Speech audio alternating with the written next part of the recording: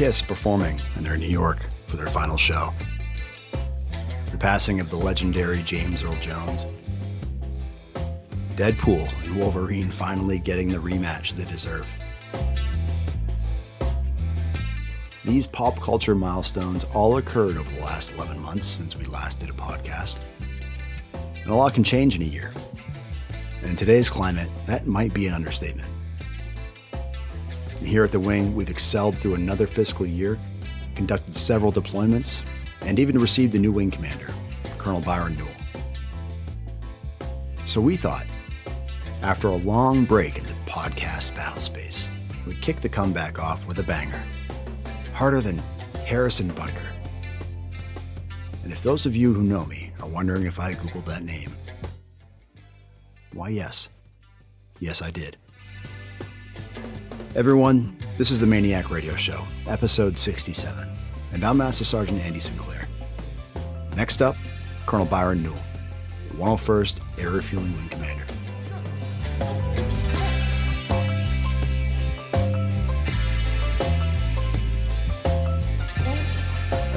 You and your wife excited for the Chiefs game coming up? Absolutely. Yeah, it'll be the only one that we're going to in person this year, and quite frankly, the only one that we will have been to in person in quite some time. So we're excited. Oh, that's cool. Well, I just saw something this morning about how there was something like a massive poll was taken on whether or not NFL fans believe Taylor Swift has kind of become a.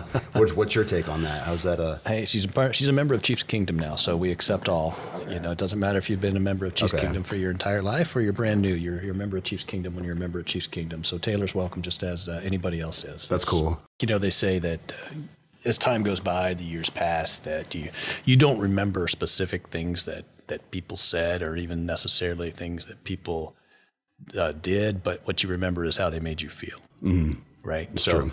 I think it's the same way with sports teams. For me, I was a young man, just turned 18, went off to the East Coast to join the Navy.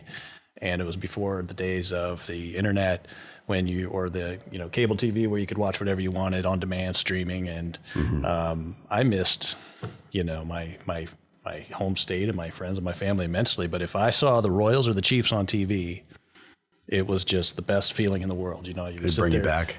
It would take you back. And it was, I think for me, that early 90s experience of being on the East Coast away from home. And then when you see your sports teams, it's how it makes you feel, right? So maybe that's just by association. That's a good explanation. I guess I never thought about it that way. I just always assumed it was like a certain player, maybe your family or your parents were big support, whatever. But I'm sure a lot of that is the case. But how it makes you feel, I guess, it's kind of like with certain movies. I'll watch certain films and be like, oh yeah, this reminds me of a different time in my life, and it's about the feeling. All right, sir. So first question, sir, I want to talk about and ask you about something you mentioned this morning in stand-up, which was we have recently been announced as the KC-46 Final 7. What does that mean for us, and what does that mean for you? Well, I'll just have to admit, quite frankly, that for anybody who's a fan of the boys, being a member of the 7 just makes me laugh.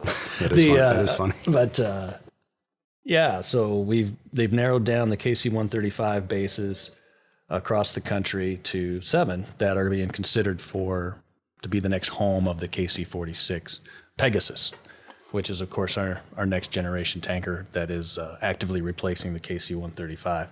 Now, it will be decades before the KC-135 is fully replaced. And they're not all going to be replaced with KC-46s.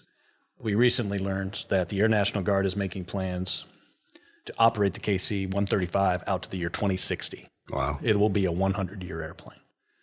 That being said, so whether we are the next base to be given KC-46s or we're the second or the third or it's 10 years, however that plays out, we just have to be ready for it. So in the immediate future, they'll come and they'll do site surveys. When I say they, that's the National Guard Bureau. We'll come do site surveys at the 7 candidate locations. That's what it is with the 7 candidate locations. And after a vetting process that will take approximately a year, we expect a final decision to be announced publicly about a year from now. So it'll be next fall before we actually know the decision. And of course, years beyond that, as we do the construction on the base that's necessary to accommodate the KC-46, get the new airplanes, divest of our old ones, train our crews and our maintainers to operate the new airplane. And that conversion process is a very lengthy process. So this is really a strategic look out quite a ways into the future, but this is the first step. So needless to say, probably most of the leadership that we have in place right now, if we were awarded, wouldn't even see it within their military career, or would they? I mean, that's the... Well, I think that's, I won't see it. Yeah, right. Chief Niederowski won't see it. Mm-hmm. Now, that being said, I think that it's likely that the next wing commander after me very likely won't see it. But folks that are going to be here anywhere from 5 years and beyond, I would say that that's the window. They'll probably actually be the KC-46 generation, if we actually are announced this go around. And that's just a swag. That's just a guess. Is there just one more awarding, or is there... They currently only have one more guard base to award KC-46s with the current buy. And by the current buy, I mean the current contract with Boeing to produce KC-46s only allows enough aircraft for one more location to be identified. So beyond this, there would have to be further contracting actions to continue purchasing more KC-46s. Okay. I guess that makes more sense now that you explain it that way. I think it was always kind of like I was hearing certain things or reading certain things, and then you know how it is. You read a few different articles or hear from a few different leaderships, positions, and it's like, oh, okay. Kind of spinning off that original topic. Is there any, like, just from an outsider's perspective, a non-flying perspective? The way I look at it is, I see geographically, we've been pitched this, and it's been preached and embedded into us that geographically it makes sense that we had a new airframe type of thing. But is there any added value or disadvantage in your opinion to that we are so close to P's and they already have it? I mean, how does that work? That's a great question, and it has been part of the conversation. I think if you look at one side of it, certain folks would argue that, well, we already have KC-46 capability in this part of the country, so let's spread it out and put it somewhere different. The way I look at it is, if you're talking about the Midwest, you already have KC-46 capability there in droves, because you have active duty McConnell Air Force Base, which will be completely converted to KC-46s before the Guard ever is.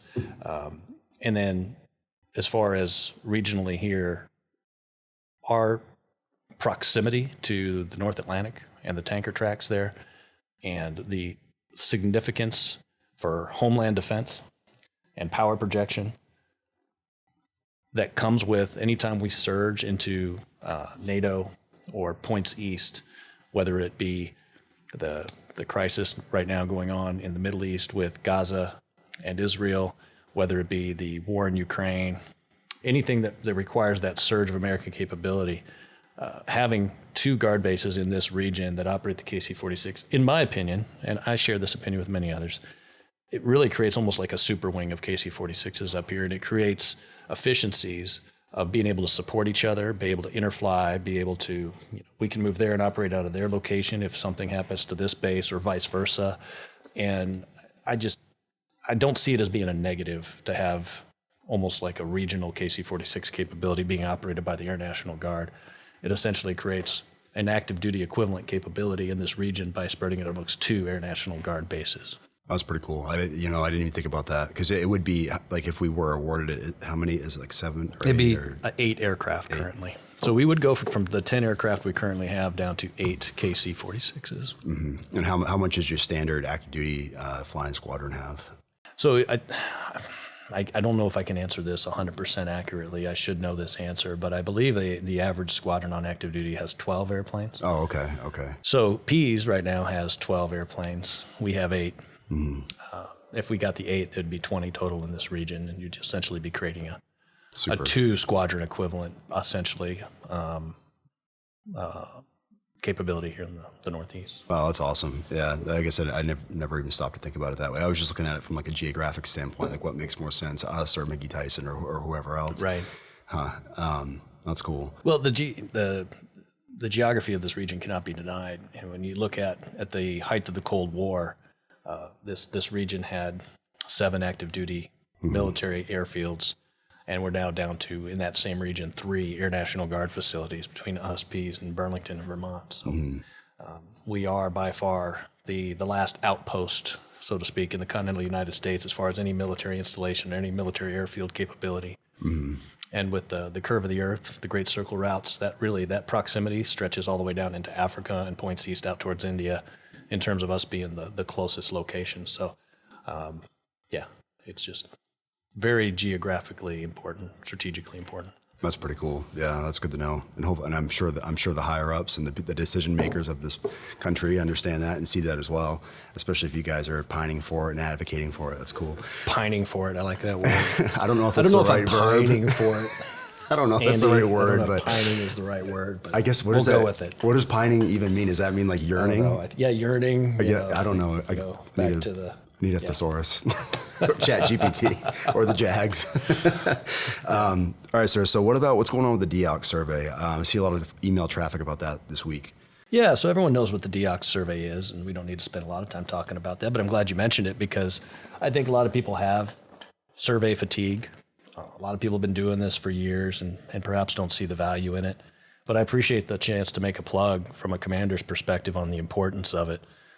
You have to establish so many different ways of communicating with an organization in order to really get the full picture of your culture and what's going on within an organization.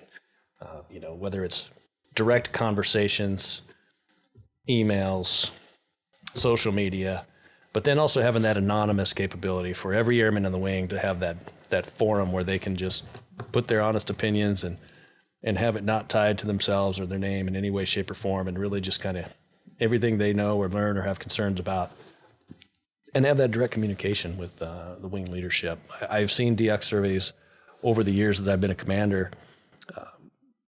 be very effective at getting after some real problems because people are honest with them. Now, the DEOC surveys, if you use it as a forum to rant or vent or just personally attack individuals because of some grievance or some perceived grievance without really having a proposed solution to a problem, and that's a waste of your time. It's a waste of mine. But if you actually do the survey honestly and give constructive feedback and constructive criticism, it is a very valuable tool. And I will say this too, it's just so important that as many people as we can get to do the survey to give good qualitative data that we can actually analyze, because if the only people doing the survey are the people who are not upset or aggravated about something, that doesn't give you good data. No. In terms of, okay, is this a big enough issue for us to actually take action, or is this a few individuals who have grievances? And in an organization this size, you will always have individuals who have grievances, maybe rightfully so, wrongfully so, but at the end of the day, unless we have a good 50, 60, 70% completion rate on the survey, we're really just not getting good data. So if anyone's listening to this and has a chance to do the DEOC before we close it out on December 9th, I would appreciate it. Please take the time to do the survey. Now, we are, Andy, having some technical issues right now, so we're working through those, but I hope to have that resolved here in a few days. What's the issue? Is it like a non-submission thing? Like, is it not going through? Or? It was a couple different issues. It was some people were getting a survey that it was obvious it didn't associate them with any particular unit, so we'd have no way to know if their responses were in medical group or maintenance group or ops group. And then the other issue was just incompatibility with some of the personal devices that people were using to try to do the survey, and that's being worked through as well. Oh, okay. So my next question, you've already answered it, but so December 9th, that is the deadline. Yeah, so our goal was to get it open before the October drill and leave it open until after the December drill so that the full time period of the survey being open would encompass two full drill periods. Okay. Just one more add on to that. You said earlier about grievances or grudges, or would you, as the top dog, as the commander of the wing, would you encourage listeners or participants in the DEOC survey to keep it respectful, as if you were just talking to you in person? Would that be fair to say? Respectful, yes, but I think that when you have an anonymous format, you can be a little bit more free-flowing in your thoughts than if it's an in-person conversation. Right. So, me as a master sergeant, I'm not going to come in and complain to you to a full bird. It's hard to use some profanity if you want. Get it out there. Use it as a stress release tool. Yeah. I don't care, but just try to identify real problems and propose some real solutions. I guess would be what I would ask. Yeah, I feel like that's 99% of the communication sometimes is that people don't have effective COAs or tentative COAs in their mind. They want you to fix it. You're the boss, you fix it. We just want change. We just want it to be different, right? And that's that's a very human quality. We're going through it. They're unhappy with the way it is. We want change. Mm-hmm. What do you want to change? Right. I think people have a hard time quantifying that sometimes. Yeah, for sure. Is there anything else you want to add about the DEOC, sir? No, I don't think so. Okay. I think to get it there, Andy. Appreciate it. All right. Appreciate the chance to talk about it. So as far as recruiting goes, it seems like, was it 110 we hit last year? Yeah, awesome. Yeah, the recruiting team hit 110 before the fiscal year closed out. And that's cool. It's a great number. Our goal every year was 100 until this last week when we changed it to 101. Our goal every year from now on is going to be 101 as far as new recruits. But I guess it's good that we're not the 501st. Yeah. Some states, talking to them, it depends on the size of your state. That's true. Some states actually have that many recruits requirements, but we don't. We're a smaller state when it comes to the Guard, and 101 will, if we can keep that going and keep our retention. Remember, how many people you have to recruit is directly tied to your retention. Are people staying? And how long do they stay? So they're both incredibly important. But my thoughts on recruiting are just to really emphasize to everybody that I can convey this to is, recruiting is a command priority. It's a command prerogative. It is something that every single one of us in uniform should be thinking about as we go about our daily lives. It's not just those dedicated folks that we have actually assigned to recruiting, whose job it is to process the paperwork and plan the events and communicate with the public. But your job, public affairs, has a huge role in recruiting and how we present ourselves to the public, and the messaging that we put out. How each of us conducts ourselves in the community on a day-to-day basis. Do you wear your uniform to high school sporting events? Every once in a while, If not, why? Why don't you wear your uniform and strike up conversation with folks? It's all those things that at the end of the day, we really need to establish a culture where everyone is a recruiter. And I would challenge every single MAINEiac out there. If you haven't personally walked somebody into the recruiting office in the course of your career out here, I challenge you to do that and make that one of your goals. To do that, if not every couple of years, at least do it once. Right. Yeah. Get somebody in personally. Right. And honestly, too, this kind of, in a way, in my mind, when I think about this, this kind of ties back to what we were just talking about with the DEOC surveys. Me as, say, I'm 18 years old or I'm 22 years old, fresh out of college, and I have no job, no plans, no nothing, and I've got a buddy who's been in the Guard, as a MAINEiac for X amount of years. If I learned that that their leadership takes the time to perform these surveys, these climate surveys, because they want to make change based off the lowest airman all the way up to whoever. That's kind of cool. Maybe I've never had a job that does that, and so that it's things like that we could talk about, and that getting that information out would, I feel like, motivate people to say, this is an organization that cares about my buddy or me or whoever, or my parents, and I want to be a part of that too. Like, that's awesome. Yeah, that family environment, that family culture, something obviously very important to my predecessor, Colonel Gillis, who obviously spent his entire career here, and to him this place is family in more ways than one. And that's absolutely true, but it goes so much beyond just that sense of family, and that we pass it on from generation to generation, but that we have a sense of family in that we're part of the community. And we don't put up a wall and say this is a best kept secret. No, this is a community asset. This is something that can get our best and our brightest young folks from the community into, something that helps them serve at a national level as well, gives them that broad perspective. And, there's so many people, Andy, that are just outside the gate that know that we're here, but don't know who we are or what we do. They taxi by on their American Airlines flight, or their Delta flight. Sorry, I won't, try to play favorites for any particular airline. And they look out the window and they see these tankers sitting there. And, I saw it in my old unit, same thing. Those C-130s there, that's cool. But do you know what they do, who they are, and most people don't understand the Guard. And they don't understand the opportunities in the Guard.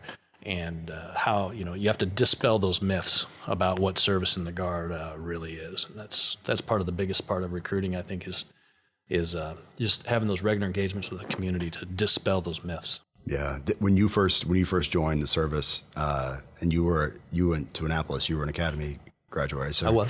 So did you know what the Guard was? Absolutely not. Hadn't heard of it? No, absolutely not. Well, I mean, had I heard of it? Yeah. Did I know what it was? No. No idea. I mean, I got my private pilot's license flying Cessnas at the same airport where the C-130s were being operated by the Guard.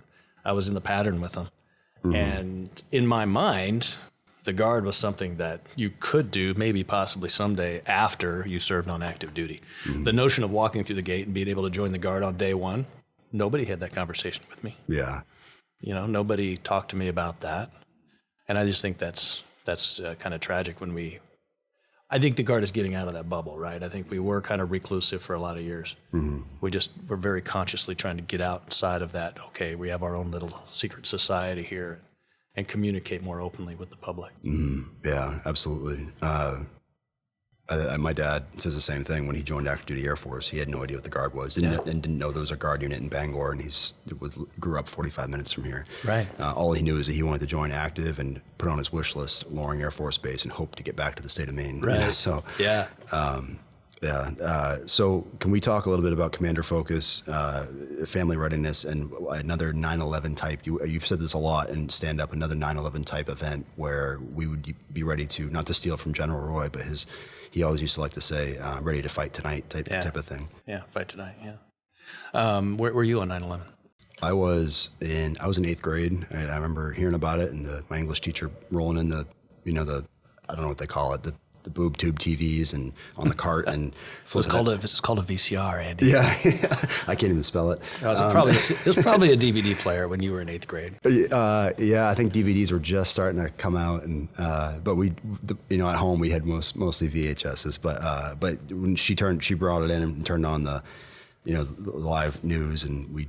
And like I said, at that point, my dad was out here and was recalled. I didn't see him for 2 weeks, and he was a part of the comm squadron. My grandparents had to come down and stay with us. And at the time, I was old enough to know what it meant and the severity of it and the sadness. You could see it in adults' faces and their interpersonal communication skills. You could see it in the teachers and how worried they were. But I was still a kid. I wasn't an adult yet. But and how many of the folks that are members of the swing right now were not even born, and how many were 5? Right. Versus being in 8th grade. Right. Yeah. So I think that's what I'm getting at when I say, have we really truly prepared ourselves for that 9/11 type moment? Because the 9/11 type moment is when your world changes forever.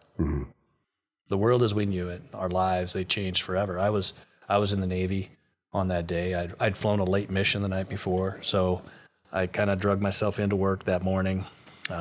Because I'd gotten home, I don't know, I can remember exactly 2-ish in the morning because I'm flying a late mission. So I got some sleep and was driving in.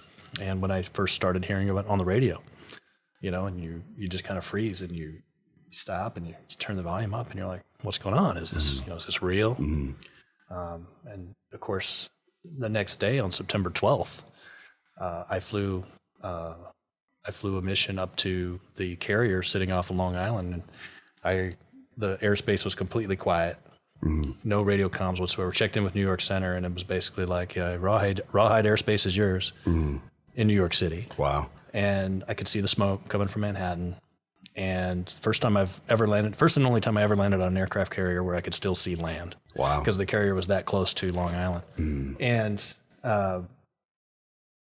you remember where you were in those moments and at that time. And then within weeks, it wasn't me personally. I was on a shore tour, but within weeks, carriers were heading east, and the next year we're sending all kinds of folks over to Afghanistan to fight that war, and what was the end result, Andy? The next was 3 decades almost now of a war on terror that's just never really ended, right?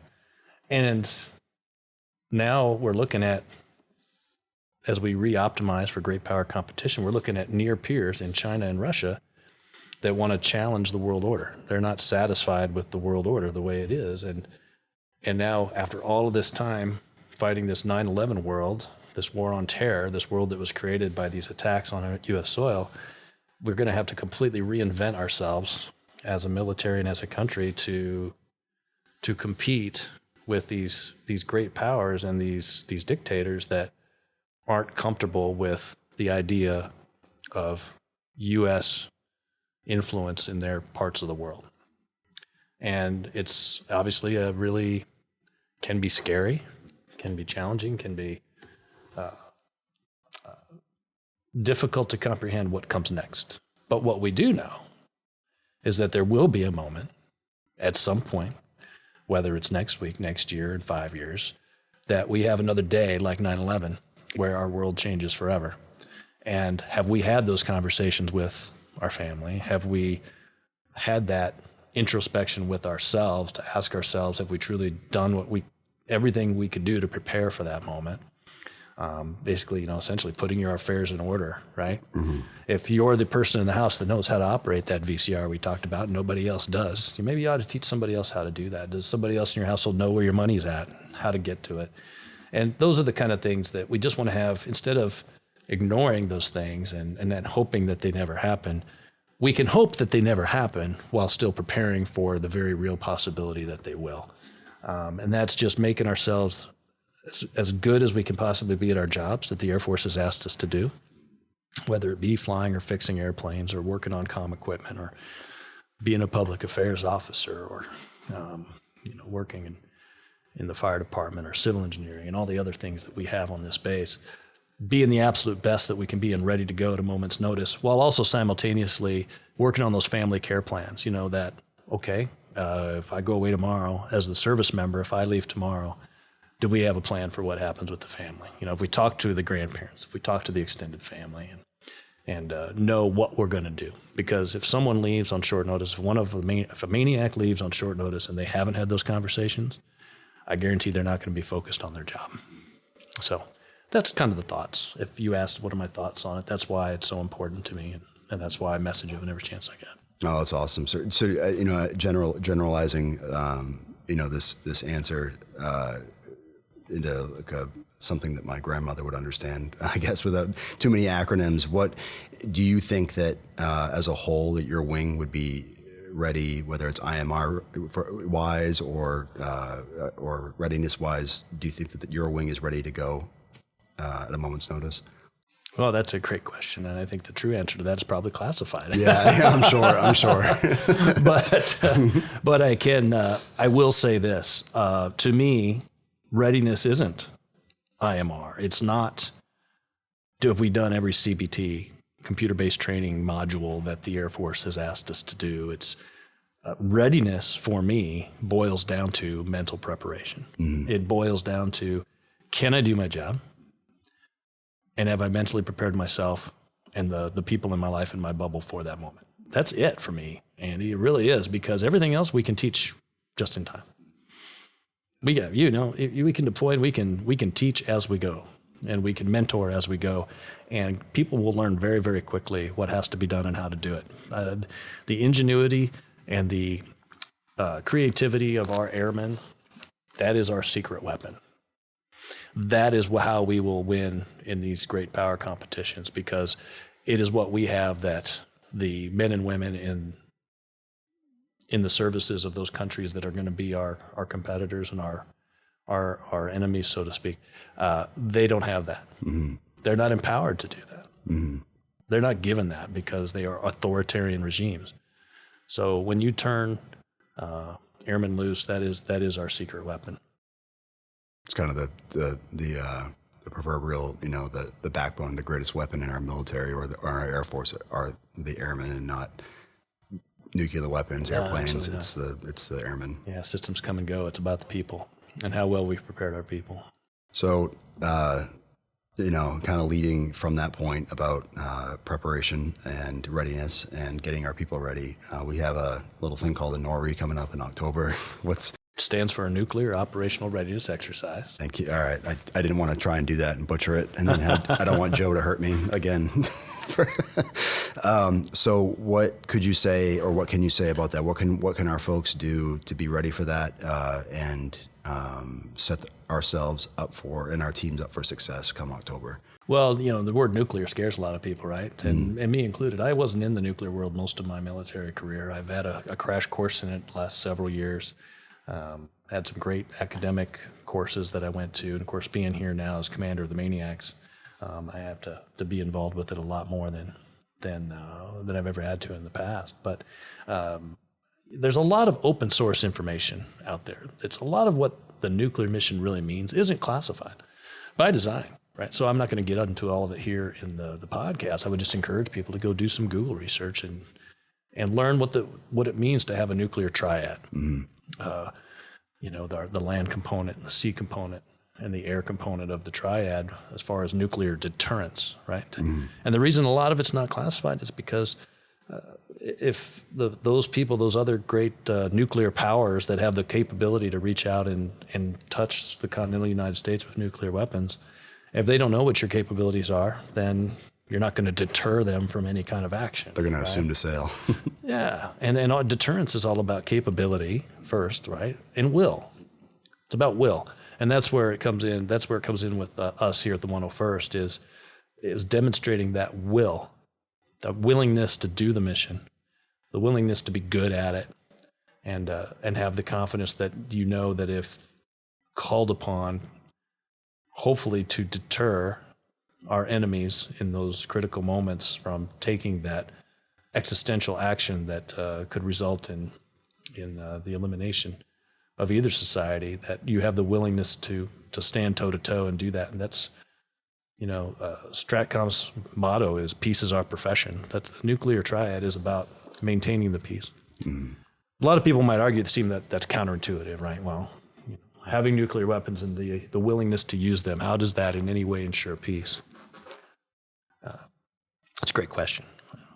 I told a group not too long ago about a first cousin once removed of mine. His name is Bruce Blair.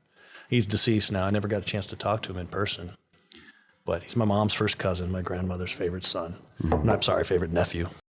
And he was actually a pretty big deal in the nuclear community, a nuclear expert, often called upon to consult. Was a missile officer in the United States Air Force, nuclear missile officer for many years early in his career. And he was a co-founder of an organization called Global Zero, whose whole goal in life is the elimination of nuclear weapons from the planet. Very noble goal, right? Something that we all would probably say is a good idea. The counter argument to that, I'm not taking a position either way, to be honest. Right. The counter argument to that within academic circles is the last Hitler has not been born. You cannot uninvent nuclear weapons. Therefore, any effort to eliminate them is only just kind of going to ensure that the only people who do have them are criminals, kind of like the same argument with guns, right? But at the end of the day, if you can't uninvent nuclear weapons and the last Hitler hasn't been born, then we better maintain a nuclear triad that's capable of deterring any kind of action at the end of the day. And our part of that on the air side is the refueling. And none of that happens. The air component of the nuclear mission cannot happen without tankers. It's absolutely critical. So that's what the NORI is about. The NORI is about those skills that it takes to get an airplane off the ground in the time required to get to a certain point in space in the time required to refuel those bombers. And you can't say it any less significantly than that. And that is a whole wing effort. Now, I will say this about the NORI, because people have asked, what's the expectations of the NORI if we're not directly involved with launching of aircraft? And my answer to that is everyone on this wing is involved with the launching of aircraft. You may not be directly, you may not feel like you are, but at the end of the day, that's all of our jobs, right? It's all of our jobs is to fuel the fight and get those airplanes to a particular point in space at a particular time. And just during the NORI, do your jobs, do your regular jobs, do your training, conduct the drill like you would, and seek mission. Look for ways to help and ask how you can contribute. And if the answer is, look, we really don't have anything to do for you right now, great. At least you tried. And, we'll get through and hopefully learn some things and at the end be better prepared to execute that. And I'm sorry not to rave on too long about it, Andy, but just the other point I'll make on the NORI is, the the exciting part about this NORI is that it is part of a larger nationwide exercise called Global Thunder that is exercising the entire command and control structure of the nuclear triad. And so we are integrated into a much bigger piece for this October exercise. And I'm going to learn a ton, hopefully. It'll be my first one as the commander. So I'm really in learning mode for this one, and excited to learn what I don't know as we go through this. I'm assuming that we're going to be generating and all that jazz. Absolutely. Okay. Yeah. That's cool. Generating aircraft. You bet. That's awesome. And did you recently just come back from that? Is it called the Nuke 400? Yeah, it was one of the classes I took. It was out in New Mexico. Okay. Yeah, it was a good course. It was very 2 days course, very strategic minded. Commanders of Stratcom and Global Strike, and it really is just a course designed for leaders who have to manage within the nuclear enterprise. But that's cool. Just where I was able to learn a lot of what we just talked about. Yeah, great course. And not a lot more to say about that. Yeah, no, that's awesome. What you mentioned Colonel Gillis or General Gillis earlier, and talking about the family legacy that he's had out here at the wing. So the NORI is not the only big event that we've got coming up. So what's going other on? big events on October drill is Sunday afternoon. Actually, Sunday morning it starts, right? Mm-hmm. And back to my point of, hey, this might be a NORI going on, but we still have other work to do, and just get about doing the work.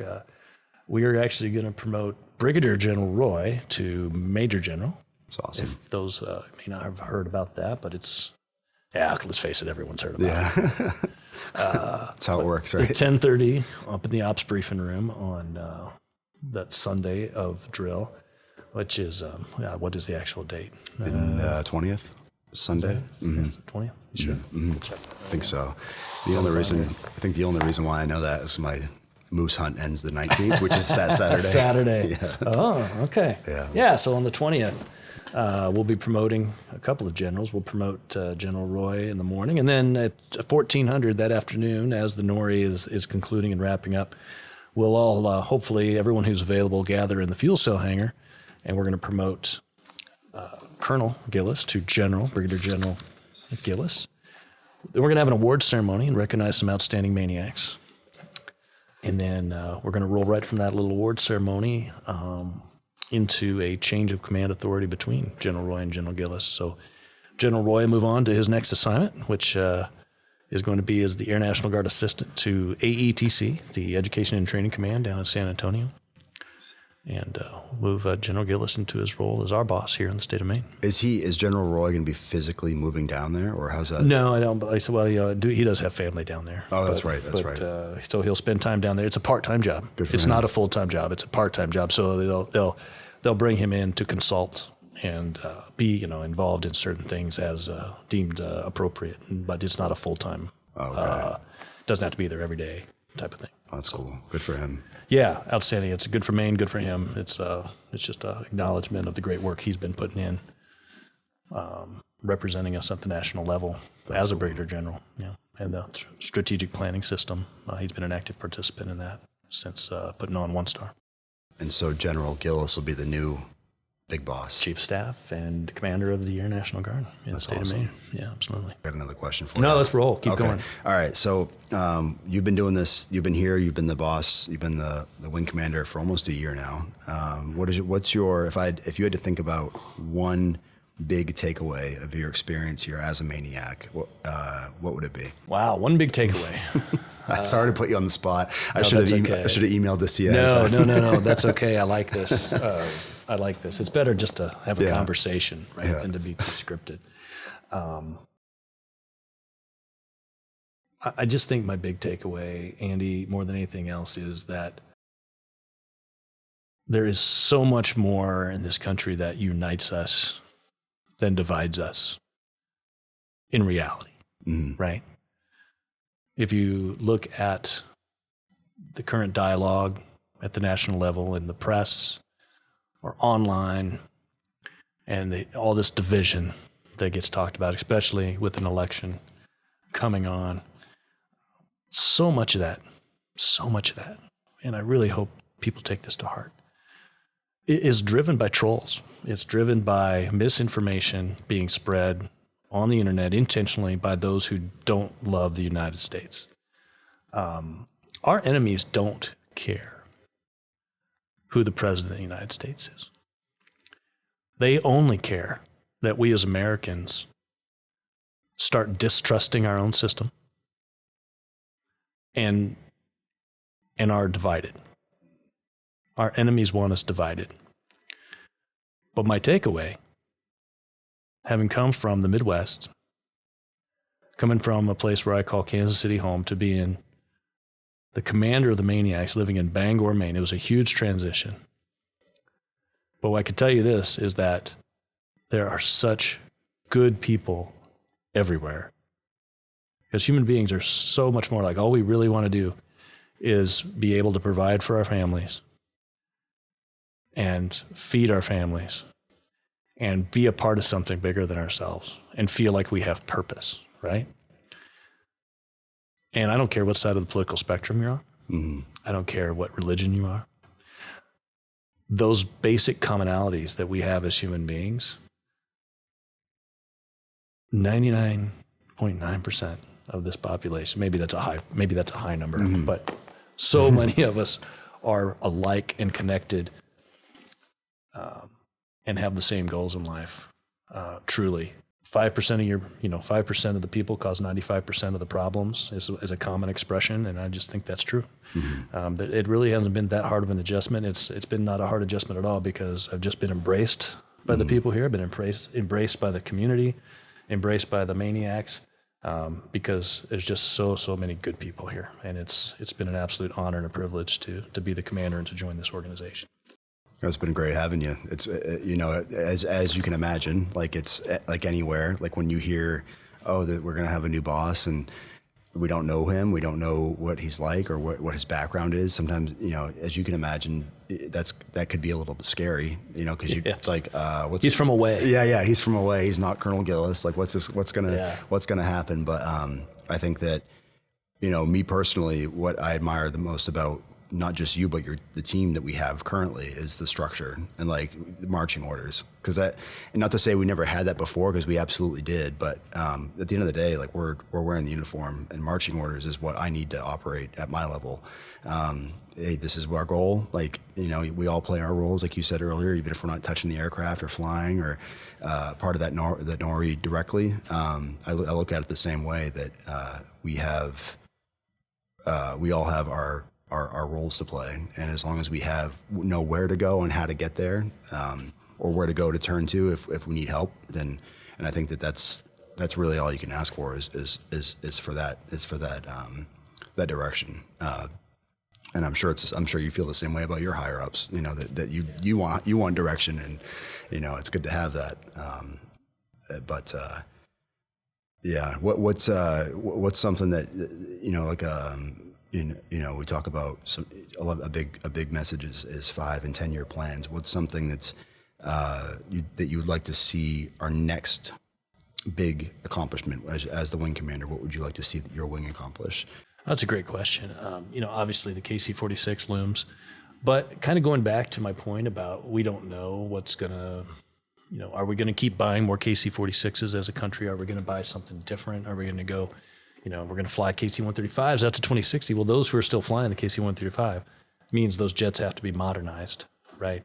So regardless of what system, what airframe we're going to be operating 5 years, 10 years, 15 years down the road, infrastructure is critically important, especially in a northern tier like this, and maintaining our infrastructure and keeping it modernized. So a selection as MOB 7 of KC-46 would automatically bring a ton of investment in infrastructure. Mm-hmm.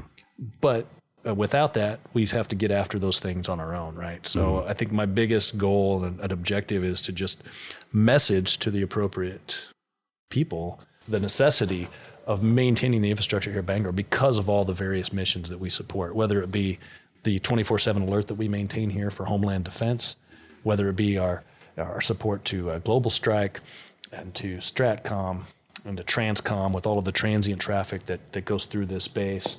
We have work to do. We are in the process of designing and acquiring money to build a new fuel cell hangar, which will be built to AMC standard, so it can accommodate any size aircraft that the Air Force operates. minus the C5, C17 and down, and then we got to look at getting our taxiways repaired so that those are viable long-term into the future. And then we got to start tearing down some buildings that aren't really functional anymore and, not maintaining that extra square footage and start consolidating. So I would say my biggest goal, my biggest focus is leaving here with a solid plan for infrastructure investments moving into the future. And then, that's big picture for the base. But, from day one, my other goal was just force development. Coming in here and getting to know the people and getting to know the officer and the enlisted leadership that's in place and those who are poised to come up to the next level. And, a lot of my time is spent just building that plan, working with state leadership and internal 101st leadership to say, okay, here's the plan. Here's how we're going to progress. Here's how we're going to train people, develop people so that, the big part of that is mentorship. Mentorship's a big thing for me, Andy. And so making sure we have a good, solid culture and a good, solid program of developing people and mentoring people for that next level of responsibility is the other thing that I'm focused on. So, you mentioned that last thing you just mentioned. So not today, but I think last Thursday, and I'm sorry that I'm butchering what what I'm about to ask here, but I feel like was it last Thursday? Did you mention something about you and your team doing some sort of reaching out to newer airmen and younger airmen to find out if they're getting what they need, or and if I am completely misremembering that, I'll edit this whole thing out. But I feel like you said something about that, or Well, there's a couple different things we have going on right now that I'm working on in terms of mentorship. The chief and I are bantering back and forth a little bit. A memo that basically gives our philosophy for wing level mentorship, but our philosophy for wing level mentorship really boils down to the squadron. Mentorship has to live and breathe at the squadron level for it to be effective, right? Squadron level has to have, that mentoring program and that deliberate assigning of a new member to someone who's going to be able to guide them through their career progression. And so the squadrons have to have strong mentoring programs, and they have to be unique to what that squadron's function is and what their responsibilities are. Mm-hmm. So we don't want to micromanage the squadron level mentorship program, but we just have to put the appropriate level of emphasis on it at the wing level. And so the chief and I are working through that in terms of what our roles are and of making sure that we drive that home. But beyond that, you'd seen the questions I sent out. The DOC survey doesn't allow us to customize questions. Okay. They allow us to choose optional questions. Maybe that's what I'm thinking of. But it was a system limitation that I couldn't actually write my own questions. So that's crazy. Huh. So when I sent out the email on the DX survey to the wing, I included the questions I would have asked had I been able to tailor the questions. And so there were some questions in there that involved really getting after mentorship and whether or not people were getting the training that they needed when they came to drill. Mm-hmm. And along things of those natures. I think that's exactly what I was thinking of. That's what it was. Yeah. And I think you mentioned that in stand-up too, that because you made that joke about you'd think being the wing commander, you could tailor the questions a little bit, but you can't, but that's interesting. Yeah, it's, and I always ask the question, is this a system limitation or a policy limitation? Because if it's a policy limitation, we can get around that. Yeah. If it's actually a physical system limitation, well, we can get around that, but not tomorrow. Yeah. That's a longer fix. Yeah. That's awesome, sir. Is there anything you'd like to add about anything we talked about here, or?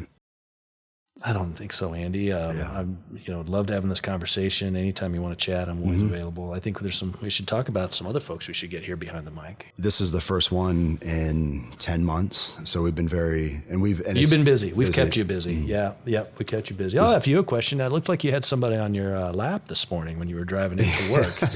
He just kind of jumped over there. It's your puppy, right? What age is he now? He's 6 months, 5 months, something like that. Looking big already. He is. And of course, we named him after Major Buck Clevin. Nice. Yeah, that's so Bucky. Yeah, because nice. my wife had actually, she's like, what about Bucky? And I was like the Winter Soldier? And she goes, no, Buck Clevin, because we were watching that show. Actually, awesome. at the recommendation of you and one of your stand-ups on Apple TV. But no, he is great. He's good.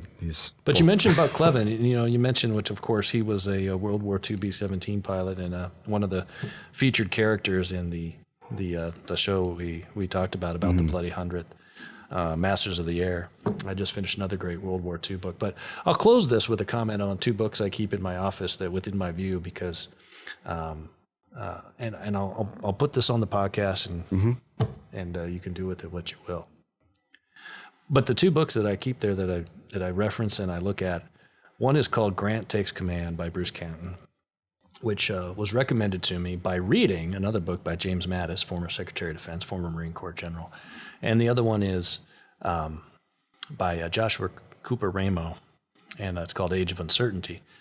But there's two things I take away from those books that I use every day in my as I think about the best way to lead. And in the Grant book, there's a passage in there when a subordinate rattles off a bunch of things that they need Grant to make decisions on, and he makes the decision, and then they say, "Are you sure?" And he basically backlashes on him and says, "No." He says, "I'm not sure, but I have to make a decision. We have to make decisions. We cannot be bogged down in indecisiveness. We'll make the decision. We'll move forward. And if it turns out being the wrong decision, we'll correct it. But we cannot wait and not make decisions. We have to make decisions." The other part of the Grant book is the part where Lincoln talks about Grant. It says Grant is the only general that never asked him to do impossibilities. Grant never turned to the president and said, "Well, I can't do this unless you do this." Grant always just got the job done and never made excuses and never asked Lincoln to do the impossible. He took it on his personal responsibility, personal accountability, right, to get the job done. And then Joshua Cooper Ramo in The Age of Uncertainty talks about living in chaotic times. And in this world that we're living in right now that just seems so, like some days it just seems like it's spiraling out of control. How do you function? How do you lead in a world that's so chaotic? And basically when you read and you boil it right down to his recommendations are you have to let go of control in order to have control, which means you got to trust your people. Mm-hmm. You got to just not micromanage. Not micromanage. You just have to let people go and trust that they're going to be creative and that they're going to do the right thing. And that's, in a chaotic world where you never know what's around the next corner and you have to make decisions at the speed of now. If you don't trust your people and you don't empower them to make decisions and get after the mission, you're going to fail because the old paradigm, the old models just don't work anymore because information flows too fast and events happen too quickly. That the only productive teams are the teams that just go, right? And so those two things kind of relate a little bit, going back to the Civil War with Grant and then now in the modern world of the speed of information is, take the information you have, make decisions, and just go. And that's what I'm asking the 101st to do is just go, baby. Those words to live by. That's awesome, sir. I appreciate it. Thank you for your time and everybody. This is Colonel Newell's debut podcast, and hopefully many more to come, and we'll get this on a regular basis. Awesome. Look forward to it, Andy. Thanks. Thanks, sir. Thank you, Colonel Newell, for taking the time to talk with us. The wing has a lot on the horizon. Let's get through it together. Man, that was corny. Speaking of corny, as in candy corn, Halloween is just around the corner. So for the love of everything headless, please stay safe and keep those around you safe.